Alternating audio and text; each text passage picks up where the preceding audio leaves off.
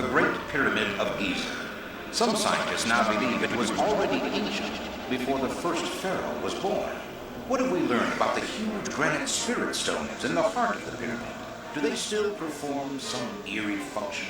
It appears that the Giza pyramids were built as vehicles by extraterrestrials as part of a landing corridor ending at the spaceport in the Sinai Desert. Many now believe our own space program has found a connection between the Great Pyramid of Egypt and another found on other planets. We may discover that we, in fact, were Martians. Experts now believe that the Great Pyramid is finally. We have turned our attentions to the skies. Is there an alien connection? The amazing and controversial answers in this chapter of the UFO diaries. Objects of mystery and controversy for thousands of years. Scholars ancient and modern have argued over how they were built, why they were built, and who built them. The traditional view is that the pyramids were built by Egyptians of the 4th dynasty, around 2500 BC, as burial tombs for the pharaohs of that period. But is that view sustainable in light of what we know today? Many experts insist the ancient Egyptians could not have built these marvelous structures.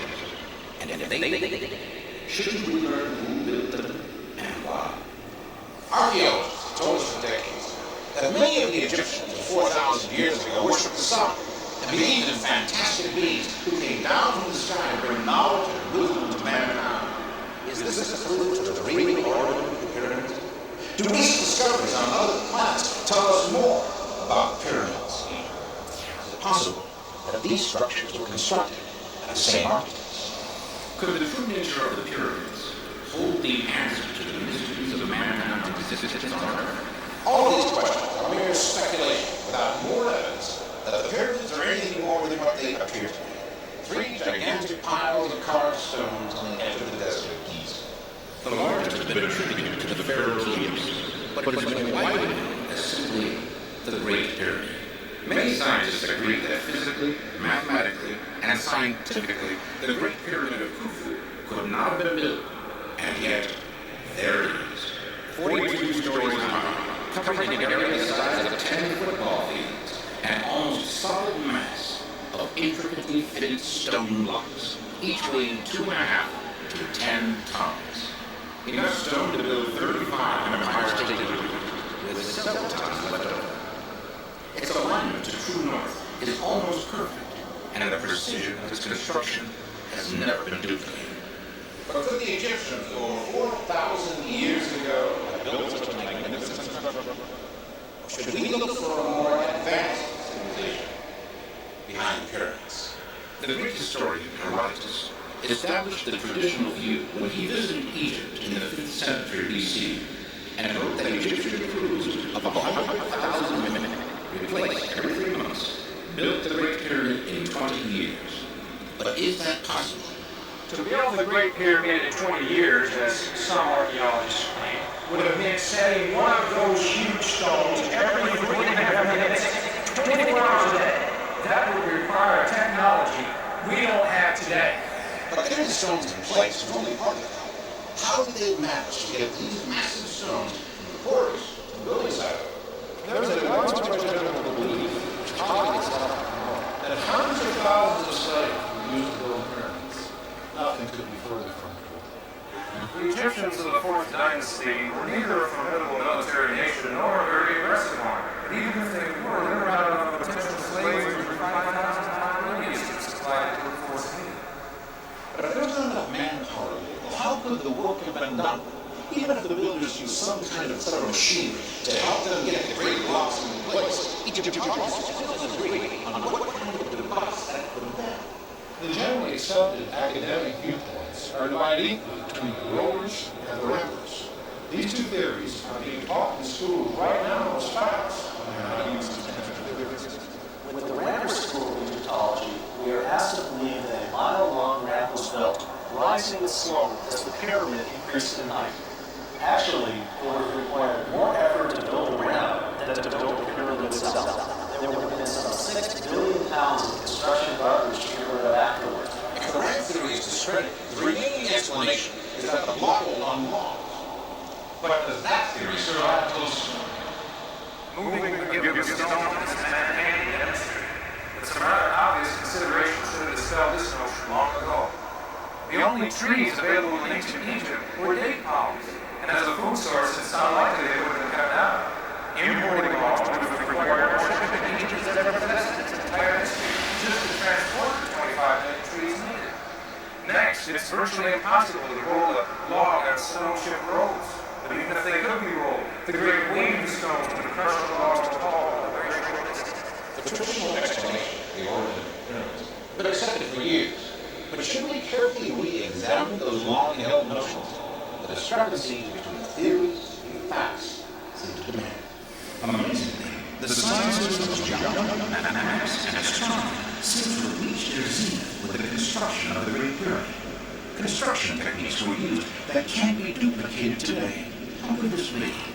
What did the builders of the Great Pyramid know that we don't? More to the point, where did they land? And what new scientific evidence is there that suggests an alien connection?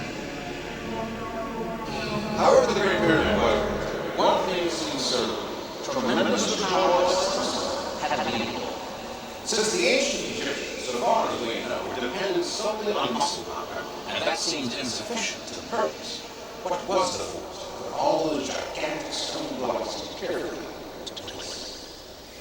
Keep your minds open to perhaps at some point, knowing this is a very real possibility that other civilizations, other beings, maybe perhaps from other planets, solar systems, galaxies, assisted the Egyptians in the construction of the pyramids. So suppose that some Italian race from another world did in fact build the pyramids. Did they leave any clues as to the purpose of these structures? Some experts say the answer lies in the foundation and orientation of the Great Pyramid. It's doubtful that ancient Egyptians had any knowledge of monumentology. Without the science, it's inconceivable that a structure this size could be built which would not crumble from lack of a proper foundation. Normally, it would just sink slowly into the ground. In modern construction, engineers find settling rate of 6 inches in 100 years acceptable for office buildings. In 5,000 years, the Great Pyramid, weighing 14 billion pounds, has settled less than 1/2 inch.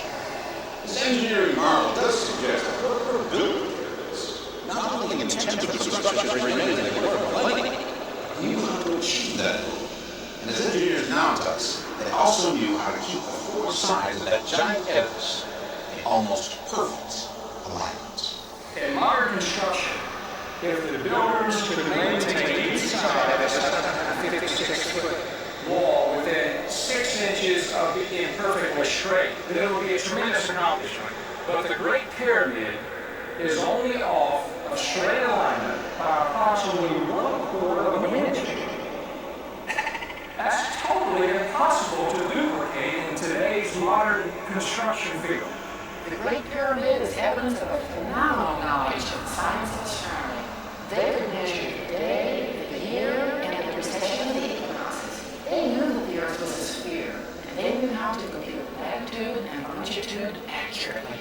The geographical orientation of the Great Pyramid of Giza is perhaps its single most amazing characteristic. Its sides run almost exactly from north to south, east to west. The deviation is within 3 arc minutes from true north. How could an ancient quasi-Stone Age culture have been able to determine true north? And while Europeans would argue for centuries about whether or not the Earth was flat, the ancient Egyptians, or someone thousands of years earlier, had calculated the longitude and latitude of the Earth as a sphere. Could it have been the fourth dimension of Egypt? There have been 2 recent hard scientific discoveries about the Pyramid of Egypt, which are not consistent with Egyptologists' presumption that it was a tomb built by a king. Those 2 things are the radioactive dating order from the top to bottom, which indicates that the top is 1,000 years older than the bottom. The other discovery was the radioactive sand found in 1987 in a set of chambers just behind the Queen's chamber in the center of the pyramid. We placed these 2 discoveries together to come up with a very consistent explanation for both. The strange curve top to bottom looks like an exposure curve. You have a radioactive source in the center of the pyramid. The radioactive sand is exactly where we had calculated such a radioactive nearby source to relieve the pyramid might be found. Could it be that the Great Pyramid was constructed with what was simply routine technology to erase the readings capable of something like atomic power and interstellar travel? But as the universe begins to mount, the encounter what appears to be a warning, not to explore the Because some scientists claim they've encountered a powerful negative force inside the Great Pyramid, a force they called the Curse of the Pharaohs. The Curse of the Pharaohs story began in 1922. Two Englishmen, Howard Park and Lord Carbon, discovered the tomb of Pharaoh Tutankhamun. Among the spectacular riches, Carter and Carbon uncovered a tablet on which a dire curse had been written. Death will slay with his wings whoever disturbs the peace of Pharaoh. The warning did not make them nervous, but they were afraid their native assistants might panic and quit. They crossed out any mention of the tablet's discovery from their records and tossed it into the rubble. The whole incident might have been forgotten forever had not some 36 scholars and others connected with the excavation died sudden and mysterious deaths. Cardamon and Carter were about to uncover the mummy itself when Lord Cardamon became deathly ill. Although suspecting an infection, doctors were uncertain of the diagnosis. He died before his son reached his bedside, and precisely at the moment of his death, an unexplainable power blackout occurred all over the house. Another victim was American architect Arthur Mace, who had been the person to rip out the last piece of wall blocking the entrance to the tomb. He died in the same hotel with the same symptoms as Carter, feverish and in a sudden coma. The morning after Carter had shown his friend George Gould the tomb, Gould awoke with a high fever. By nightfall, he was dead. Radiologist Archibald Douglas Reed was the first to cut the mummy's wrapping and x-ray. Reed died aboard ship on his way home to England. According to historians of the Curse of the Pharaohs, an eminent physician and biologist in Cairo, Dr. Edwin Taha, claimed discovery of an ancient microscopic fungus that had probably survived in a dormant state for thousands of years, which could be controlled by modern antibiotics. Ironically, before he could prove his theory, Dr. Taha died in a freak automobile accident. Assuming that the pyramids were built by some race far more advanced than the ancient Egyptians, did they leave behind this strange fungus as a sort of burglar alarm? A measure to keep humans from tampering with the pyramid? What deadly secret lies in the forbidden heart of the Great Pyramid?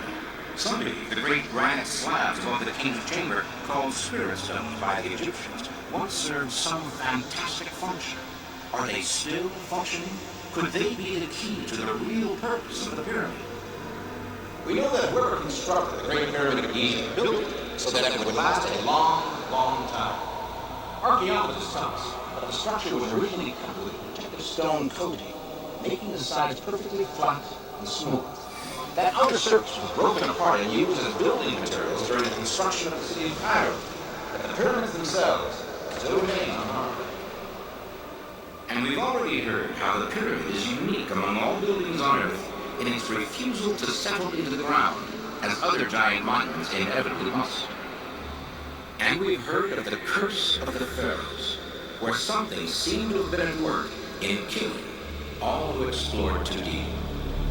Apparently, whoever built the pyramid wanted it to be left exactly as it was. But why? What was its purpose? And was its preservation important because they planned to use it again someday? In the early 1950s, translation was begun on a vast library of cuneiform tablets that had been discovered many years earlier in the ruins of the Library of Nineveh, the oldest written record known to science. One passage of the text seems to describe the pyramids of Egypt. Sumerian texts are believed to be over 10,000 years old, 6,000 years older than the Egyptians who were supposed to have built the pyramids.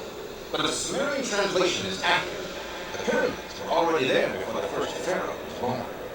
If all of this is true, then these ancient tablets may hold the answer to the true purpose of the pyramids. Dr. Zechariah Sitchin has spent years studying the mysteries of of these Sumerian writings. Based on evidence provided by Sumerian texts, it appears that the Giza pyramids were built as beacons by extraterrestrials as part of their landing corridor, ending at the spaceport in the Sinai Desert. An intriguing and exotic theory. But how could the pyramids be of use to travelers from another world? After all, as large as they are, they're not from outer space. Some people suggested there was a vortex of energy coming out of the apex of the pyramid, and it actually expanded in diameter as you go higher above the pyramid. But for this theory to be credible, the pyramids would have to radiate energy, which an ordinary pile of stone simply does not do. But are the pyramids different in this way? Pyramids are essentially crystalline in structure, therefore highly receptive to red-like energy waves or even cosmic microwaves. The Great Pyramid at Giza, with its 5 granite slabs above the king's chamber, are what the ancient Egyptians called spheres, and they could have been a massive receiver and transmitter tuned to some distant part of the universe of which we are still ignorant. There's a vortex of energy emanating from the apex of the pyramid, which actually expands in diameter as it rises higher and higher into the heavens. A simple example of this emanating apex energy was first demonstrated by British inventor Sir W. Siemens. When he drank from the wine bottle he brought along, he experienced a slight shock as the bottle touched his lips. The electrical activity intrigued him so much that he took a wet newspaper, wrapped it around the bottle, converting it into a crude electrical accumulator, which most high school science students would recognize as a Leyden jar. Although we don't know why or how, the Great Pyramid seems to be an accumulator of energies. The only person of record, of authority, who still stands behind the assertion that there was radioactive sand was Dr. Ibram Nawawi, who gave in 1987 a discussion at an archaeological conference in Tennessee where a friend of mine, another archaeologist, literally heard him say with his own lips that they had found highly radioactive sand in the Great Pyramid. This does not compute as a low-tech structure, but something much, much more intriguing. So might not the pyramids have been exactly what the ancient Sumerian texts seemed to claim? A sort of cosmic lighthouse for passing space travelers? As incredible as this may sound, it does seem to be the first exploration of the Great Pyramids that truly covers all the factors of construction, placement, and design. But is there any other evidence that the builders of these remarkable edifices are from outer space? These same Sumerian texts also refer to the Earth as the seventh planet, as if being counted from the outside of our solar system in toward the sun.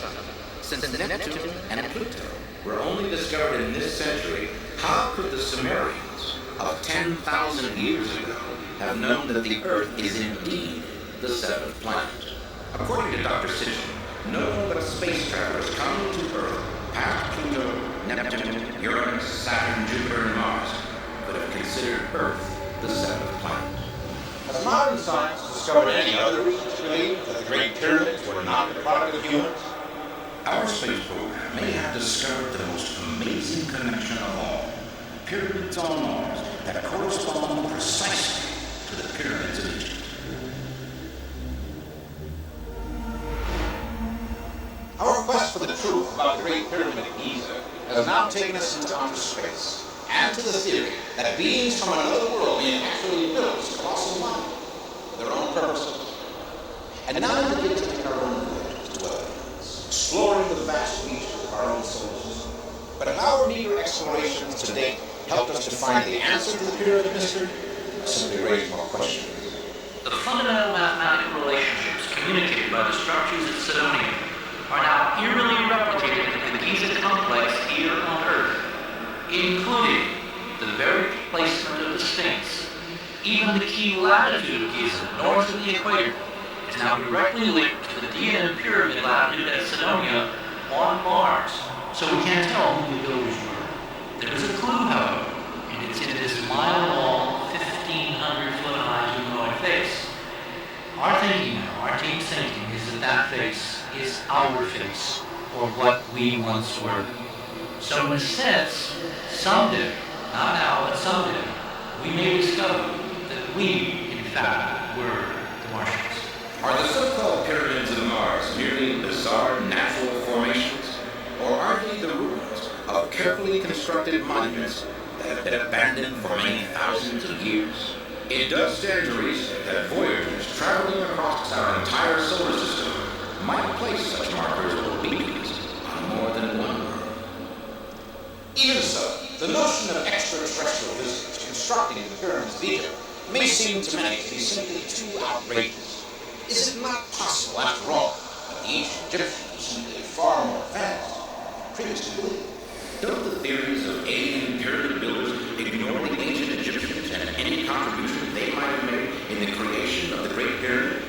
Certainly. But then, the Egyptians themselves seem to have ignored it also. The Great Pyramid was the greatest single undertaking in the whole history of mankind. And yet there's not one picture or drawing, not one artifact, not one inventory or tally sheet to tell its construction. The Egyptians left us some 3,000 years of written and pictorial history covering virtually everything that happened in their culture, from babies being born to plowing, harvesting, building, weaving, sacrificing, praying, embalming, but nothing about the pyramids of Giza. Why? When you enter the Great Pyramid, it's devoid of these hieroglyphs, and the answer is simple and explained by the fact that the Great Pyramid was not built by Egyptians. The Great Pyramid was built by a group of people which are known as Hyksos, or shepherd kings, rulers of foreign countries that came into Egypt and constructed the Great Pyramid with better methodology. In light of all the new findings, experts seem to be reaching the same conclusion. Could it be that the proof of extraterrestrial visitation occurred has for centuries been right there before our very eyes? Do Egyptian records fail to mention the construction of the pyramids because they were already there when the Nile Valley culture began to flourish? Is this the final proof?